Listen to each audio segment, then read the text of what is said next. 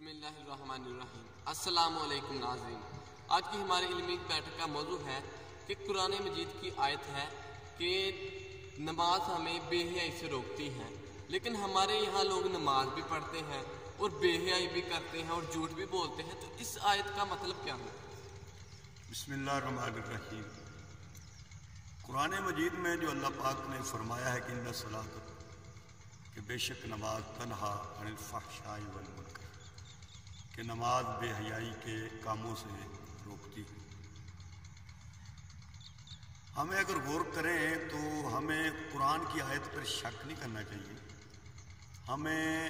اپنی نمازوں پر شک کرنا چاہیے کہ کیا وجہ ہے کہ ہماری نمازیں کیا ایسی نہیں ہیں جو ہمیں بے حیائی سے نہیں روک رہی، غلطی سے نہیں روک رہی، جھوٹ اور فراڈ سے نہیں روک رہی۔ جب ہماری نمازیں ہی ایسی ہیں کہ ہم نمازوں میں خلوص نیت نہیں، نماز میں کھڑے تو ہوتے ہیں لیکن ہمارا دھیان اپنے کاروبار دکانداری میں لگا رہتا ہے، تو وہ نماز کیسی نماز ہو؟ یہ سوال صحابہ نے نہیں کیا، کیوں؟ ان کی نمازیں ہی ایسی تھی کہ وہ ہر برائی سے، ہر غلطی سے انہیں روکنے والی تھی۔ پھر آپ ذرا سوچیں کہ ایک مجرم جسے 5 مرتبہ عدالت کے سامنے جانا ہو، جج کے سامنے جانا ہو، تو کیا وہ تصور کرے گا کسی جرم کا؟ ظاہر ہے اسے پتہ ہے کہ میں نے تھوڑی دیر کے بعد عدالت میں جانا ہے، جج کے سامنے ہونا ہے، اور جج نے مجھ سے اسی جرم کے بارے میں پوچھنا ہے، تو وہ جرم نہیں کرے گا۔ اگر ہم اسی بات کو یہ سوچ لیں کہ ہم 5 مرتبہ اللہ کی عدالت میں حاضر ہوتے ہیں، اللہ اکبر کہا، اللہ کے دربار میں مجرم بن کے ہم کھڑے ہوئے، مولا ہم تیرے دربار کے مجرم ہیں، جیسے مجرم عدالت میں عاجز بن کے کھڑا ہوتا ہے، تو ہم بھی اللہ اکبر کہا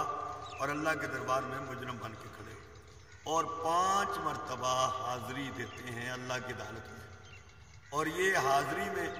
ہم اللہ کے سامنے مجرم بن کے کھڑے ہوتے ہیں، مولا ہمیں معاف کر دے۔ ٹھیک ہے،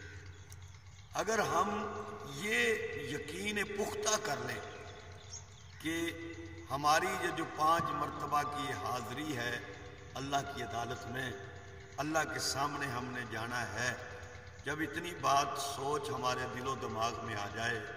تو پھر ہماری نمازوں میں اخلاص آ جائے، ہماری نمازوں میں خشوع اور خضوع آ جائے، ہم اللہ سے ڈرنے والے بن جائیں، اللہ کا خوف ہمارے دلوں میں آ جائے، اور جب اللہ کا خوف آ جائے گا، اللہ سے ڈرنا ہمارے دلوں میں آ جائے گا، تو پھر ہم گناہوں سے بچنے کی کوشش کریں، ہم غلطیوں سے بچنے کی کوشش کریں۔ اس لیے آیت میں کوئی شک نہیں ہے، ہماری نمازوں کے پڑھنے میں شک ہو سکتا ہے کہ جس نہج پر، جس طرز پر، جس طریقے پر نماز کو پڑھنا چاہیے، ہم اس نہج، اس طریقے پر نماز نہیں پڑھتے، تو اس لیے پھر ہماری نماز کا وہ اثر ہم پر مرتب نہیں ہوتا۔ تو اتنا تصور کر لیجئے، جب بھی آپ مسجد میں جاتے ہیں نماز پڑھنے کے لیے، تو یہ نہ سوچا کریں کہ ہم مسجد میں جا رہے ہیں، یہ سوچیں کہ ہم اللہ کی عدالت میں جا رہے ہیں اور اللہ کے حضور ہماری حاضری ہے۔ جیسے نبی کریم صلی اللہ علیہ وسلم نے فرمایا نا کہ عبادت ایسے کرو جیسے کہ تم اللہ کو دیکھ رہے ہو۔ اب ہماری پرواز اتنی تو نہیں ہے نا کہ ہم اللہ کو دیکھ رہے ہیں، تو پھر آپ نے فرمایا اچھا پھر اتنا تو تصور کر لو، اتنا خیال کر لو کہ تمہیں اللہ دیکھ رہا ہے، یعنی بندے کو یہ جب تصور آ جائے گا کہ اللہ مجھے دیکھ رہا ہے، تو پھر وہ غلطی سے، کوتاہی سے رک جائے گا۔ انسان بند کمرے میں دنیا کی ساری نظروں سے محفوظ ہو جاتا ہے، لیکن اللہ کی آنکھ اسے بند کمروں میں بھی دیکھ رہی ہے۔ اللہ خود فرماتا ہے کہ میں تمہاری آنکھ کی خیانت کو بھی جانتا ہوں، جو تم نے آنکھ جھپکی ہے وہ کس بنا پر، تم کس چیز کو دیکھ رہے تھے، کس کو دیکھ کر تم نے آنکھ کو اٹھایا ہے، تو یہ جھپکنا اللہ اس کو بھی دیکھ رہا ہے، اور اللہ نے فرمایا کہ میں تمہارے دلوں کی باتوں کو جاننے والا ہوں۔ تو انسان کا کوئی عمل بھی اللہ کی نظر سے پوشیدہ نہیں ہے، وہ تمہارے ظاہر کو بھی جانتا ہے، تمہارے باطن کو بھی جانتا ہے، بلکہ فرمایا تم جو آہستہ سرگوشی کرتے ہو ایک دوسرے کے کان میں، میں اس کو جانتا ہوں، اور جو تم زور سے بولتے ہو میں اس کو جانتا ہوں، بلکہ فرمایا جہاں تم دو ہوتے ہو تیسرا میں بھی ہوتا ہوں۔ اللہ تمہارے ساتھ ہوتا ہے، اللہ بصیر ہے، دیکھنے والا ہے، اللہ سمیع ہے، سننے والا ہے، وہ ایسا سننے والا ہے کہ اسے سننے کے لیے آلات کا وہ محتاج نہیں۔ ہم سننے کے لیے کان کے محتاج ہیں، دیکھنے کے لیے آنکھ کے محتاج ہیں، وہ اللہ اسباب کا محتاج نہیں، اللہ اسباب کا محتاج نہیں،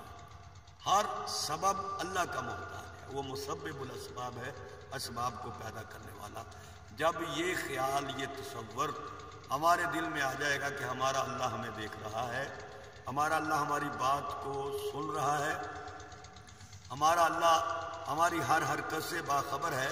تو انسان جب اللہ کی عدالت میں اس انداز میں حاضر ہوگا تو پھر اس کی نماز اسے واقعی بے حیائی سے ہوگی۔